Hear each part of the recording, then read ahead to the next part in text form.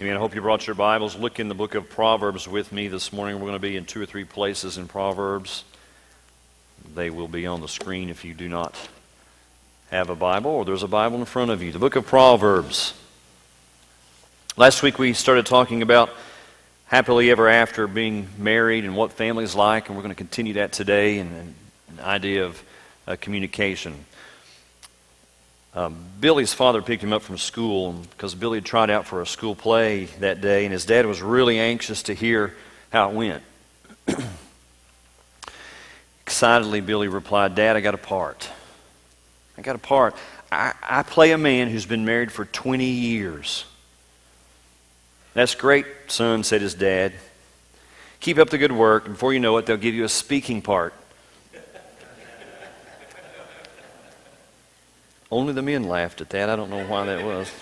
Communication is vitally important in life, in marriage, in any relationship, and we have more tools than we ever have had before to communicate, to get our message across. You can email, you can text, you can call, you can use social media, you can do all kinds of things. But good communication can be fulfilling, and bad communication can be frustrating. So, we should care about becoming effective communicators. One thing remains tried and true is a simple, face-to-face conversation with another human. Oftentimes, our communication gets misconstrued and causes some issues. Did you hear about the judge who interviewed a woman regarding her pending divorce? He asked her this: "What are your grounds for divorce?" She replied, "About 4 acres and a nice little home in the middle of the property with a stream running in it." He said, No. I mean, what's the foundation for your case?" She said, "Well, it's made of concrete and brick and mortar." He says, No. I mean, what are your relations like?" She says, "I have an aunt and an uncle who live here in town as well as my husband's parents."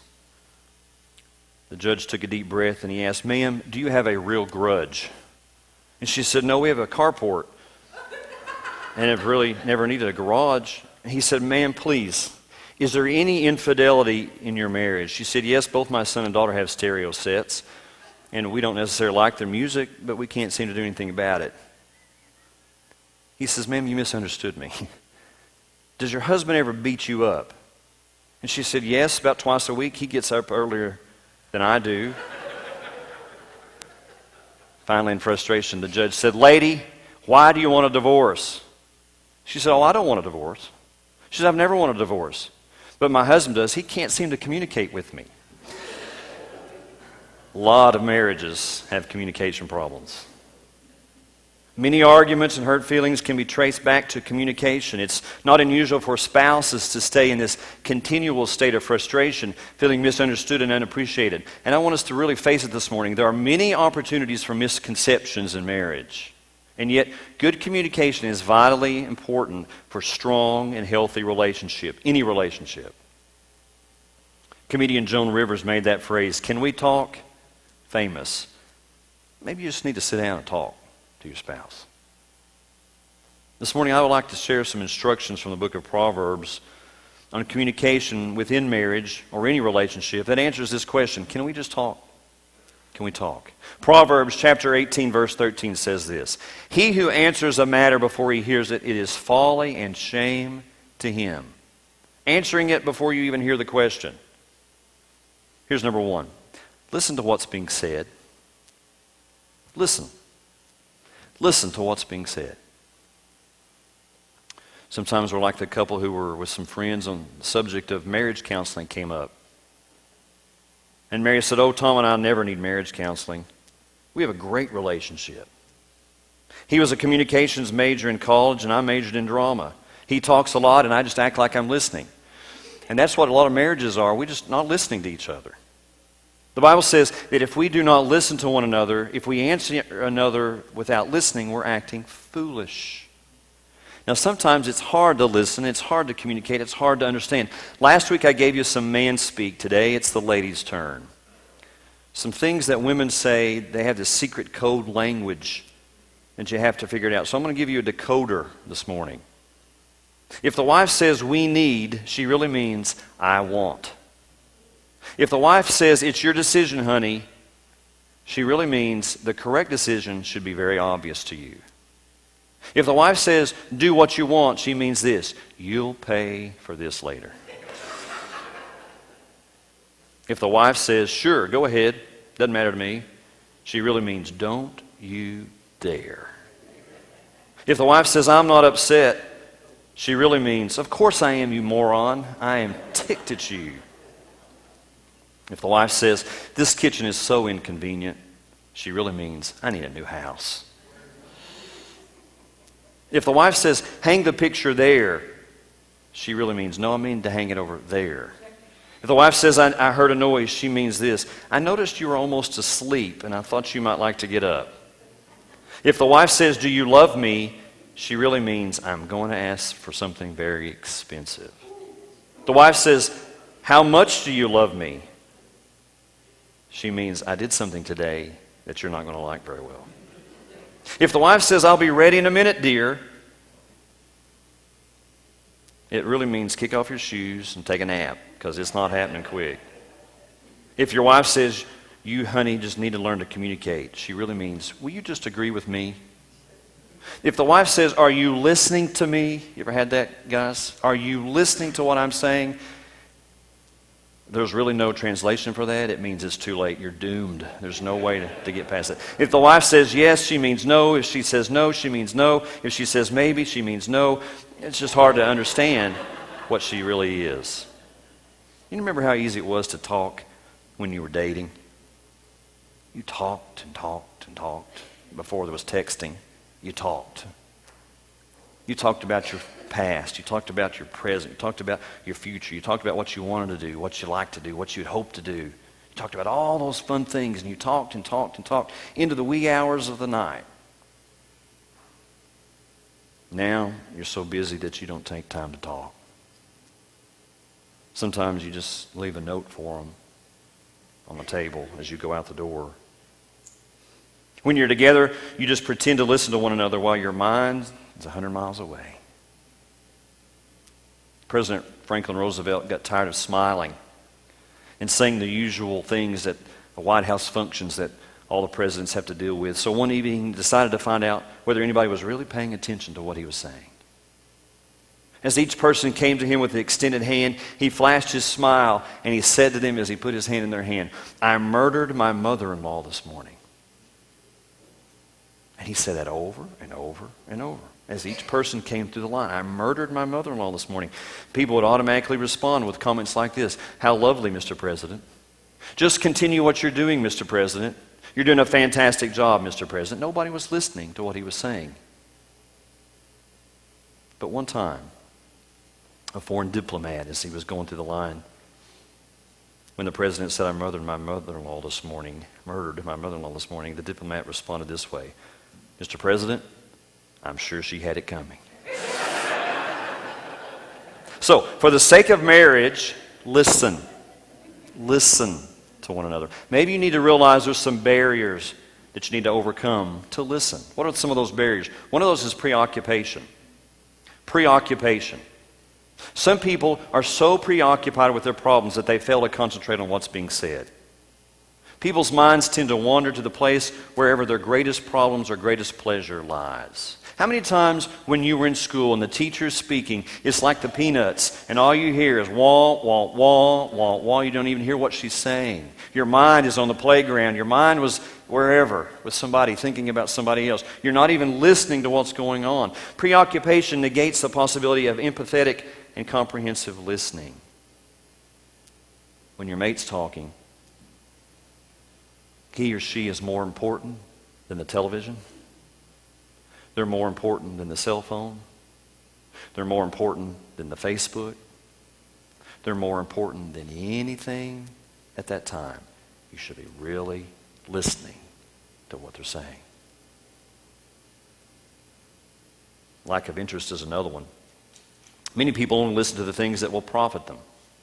They will listen to only the things that profit them. They're not interested in. For example, I understand, I've been preaching a long time, and I understand that whenever the pastor or the preacher, the teacher, whoever is talking about something and you're not interested, and you don't think it applies to you, you turn it off.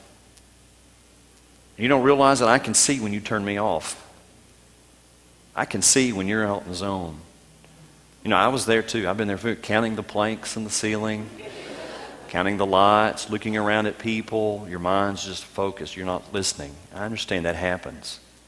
But it also happens in marriage relationships where we just don't have an interest. We're not interested in what she says. We're not interested in what he says.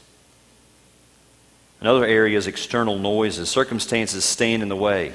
Physical distractions can inhibit the ability to hear 100% of what's being said. Environmental factors can discourage it. Various sights and sounds and smells and outside stimuli can cut down your ability and your will and your depth of listening. External noises. And then there's the inside noises. And I'm not talking about the voices in your head. I'm talking about the negative attitudes that contribute to barriers to the listener. And in most situations, the problem is that we're so involved in our own lives and concerns that we really don't care about what the person is telling us about their hurts and their needs and their wants and their messages. We're so focused on ourselves. Another area is misunderstanding. You ever had anybody misunderstand what you said? Or reinterpret what you said to what they thought you said? You said something and they said it back and it's not at all what you spoke. Maybe you've had somebody say to you, that's not what I meant to say. Or, I didn't say that. Or, are you trying to twist my words? We've all been in that category. But it's misunderstanding. And so to avoid mistranslation, we have to reinforce our communications with our actions of love and a willingness to their needs and their interests and listening. James 1:19 gives us a simple order of priority for communication. Write that verse down if you're taking notes. James 1:19. Everyone must be quick to hear, slow to speak, slow to anger. If we just followed that, in a lot of our relationships, it would be a whole lot easier. Quick to hear, slow to speak, and slow to anger. Did you ever notice God gave you two of these? And one of these? Two of these, one of these. Listen. In James' perspective, we make two common errors in a conflict. We speak too soon and we get mad too fast. So he says, slow it down, and listen. And a lot of times we tend to think that listening is just this passive thing that we can do. It's just a passive sense. It's something that just happens to us like tasting. We don't have to do anything. We just taste if it's salty or savory or sweet. We just taste it. We don't have to do anything. Or a feeling. I just feel this way or I feel that way. And we think listening's like that, but that's not how it works. Listening is an active skill, and there's some things to do to become more skillful listeners. The first one's on the board. Listen with everything you've got. Listen with everything that you've got. Someone once said that a good definition of eternity is listening to a 5-year-old recount the plot of the last movie he just saw as he tells every single detail. Every parent knows that real listening is hard work. It requires energy and focus and endurance, things that are always in short supply. Listen with everything that you've got to turn off the distractions. Secondly, listen with an open mind. Listen with an open mind. Sometimes we listen only for the points that confirm what we already believe. Sometimes we only listen to people that are going to agree with us, are going to fall in line with what we say. That means we approach a discussion with a lot of assumptions about the way our mate thinks or what he really wants and why he acts the way he does. Sometimes our assumptions are so stubbornly entrenched that we're unwilling to consider any thoughts to the contrary. We only hear what we want to hear, and our partner's words are like a rock that's skipping across a calm lake, making contact only at pre-selected points. I listen up when I hear something that I'm interested in what she says, but the rest of it, I'm not listening. Listen with an open mind. It might change you. It might help you. And then thirdly, listen with your heart, not just your head. Listen with your heart. Some of us listen like court reporters. You ever seen a court reporter? They're stone-faced, looking straight ahead, and all they're doing is just listening and putting it as quick as they can on that little machine, as fast as they can. But our partner is recording, giving us something, and we should be recording it not as a court reporter, Not as a student sitting in the classroom hearing a boring lecture. She's sharing her heart. She wants to know more than if you got the right words right. She wants to know if you're feeling behind the words. Listen with your heart. Yogi Berra, who died this week, said this, one of his famous sayings. You can hear an awful lot just by listening. You can hear an awful lot just by listening. Secondly, Proverbs 12:22 says this, lying lips are an abomination to the Lord, but those who deal truthfully are his delight. Lying lips. That's the second one. Be honest in all you say. Don't just listen, but be honest in all that you say. Robert Heinlein said this, women and cats will do as they please. Men and dogs should relax and just get used to it. Be honest. If there ever is a place where you must be honest, it's in the home. It's in the home. There must be honesty in the family. And there must be honesty between spouses. Speak openly and honestly about everything. About your finances, about your spending, about where you want to go and what you want to do in your life. Be honest about who you are and what you feel and what you think. Talk openly and honestly about sex. Be honest and open about the things that you do. Don't give your spouse any reason whatsoever to question your integrity or your honesty. And gentlemen, let me speak to you a second. One of the quickest ways to destroy your wife's respect for you is to lie to her. Lie to her. She wants someone she can trust and respect, and that requires honesty. Listen, honesty. And then Proverbs 15:28 says this, the heart of the righteous studies how to answer, but the mouth of the wicked pours forth evil. Here's the third thing. Think before you speak. Think before you speak. Now that sounds really simple. Kids don't do that. They just blurt out what they're thinking. Maybe you're like that. If you think before you speak, it could stop a lot of arguments in your marriage. It's easy to fly off the handle. It's easy to let our emotions and our weariness and our frustration to speak before our mind gets into gear. But the Bible says the wise person thinks before he or she speaks. It's so important to think about something before you jump into it, because the way you respond to a situation can make all the difference in the world. Proverbs 15:18 says, a hot-tempered man stirs up dissension, but a patient man calms a quarrel. Proverbs 12:28 says, reckless words pierce like a sword, but the tongue of the wise brings healing. Chapter 15, verse 1, a gentle answer turns away anger, but a harsh word stirs up wrath. Now, why is this so important? Because of the power of words that you can never take back. That you can never take back. Words can and words do hurt, don't they? You remember saying this as a kid? Sticks and stones may break my bones, but words will never hurt me. That is a lie. Because words hurt. Especially if they're said in anger. Especially if your emotions are raised. Words can help or harm a partner. They can heal or wound somebody. They can build or break down somebody. Ephesians 4:29 says this, let no corrupt word proceed out of your mouth, but what is good for necessary edification, that it may impart grace to the hearers. Your words, Paul says, should be grace, should give grace to people. Grace is never bad. We've sung about it this morning. It's not bad. It should give grace, your words. Proverbs 18:21 says, death and life are in the power of the tongue. You can help your partner experience life by using the right words and build his or her self-esteem, or you can be responsible for causing emotional death in your partner. Maybe you're married to somebody who is emotionally dead, and they may be that way because you have belittled them, you have cursed them, you have been angry with them. You have yelled at them.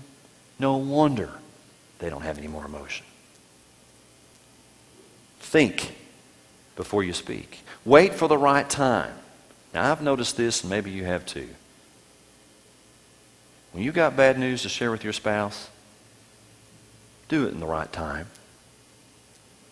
Don't do it as soon as you get up in the morning and ruin her whole day.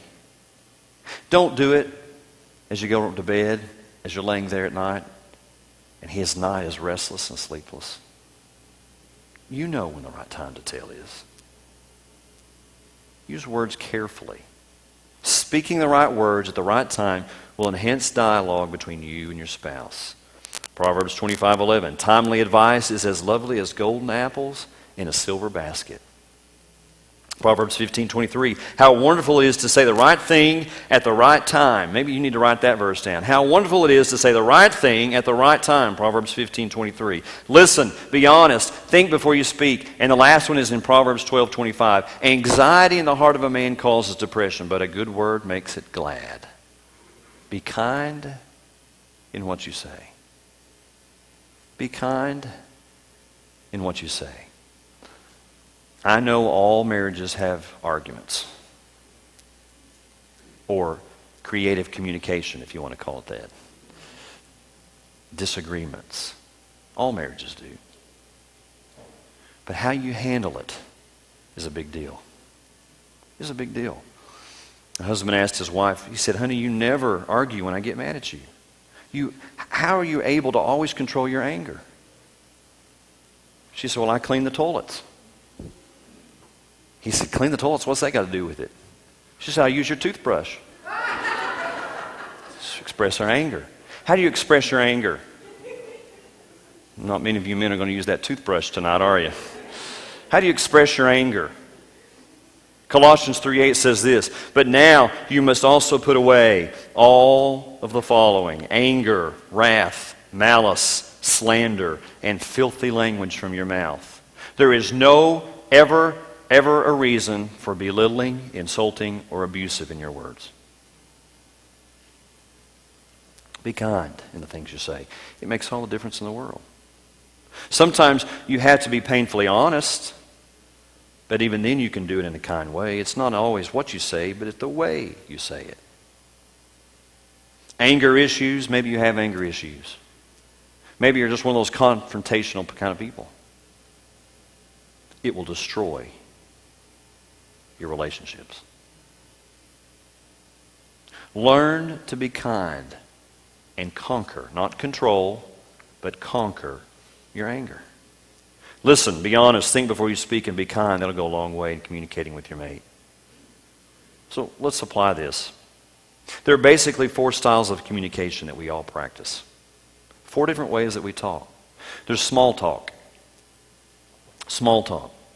That consists of chit-chat, social joking, reporting, storytelling, talking about the weather, talking about sports, talking about whatever.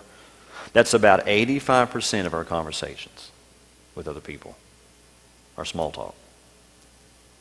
And then there's control talk.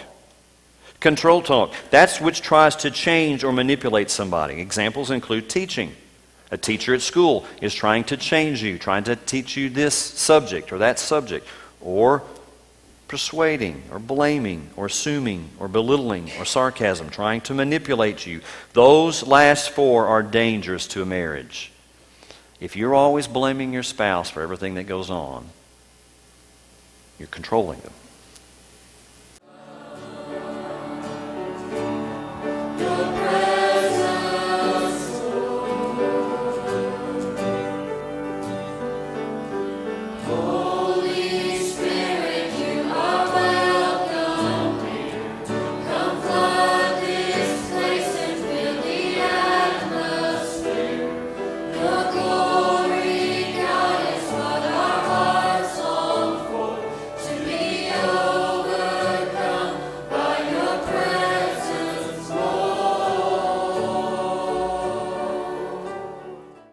For a great eating experience, then you need to come over to Twister's. Twister's is a locally owned diner that simply has it all.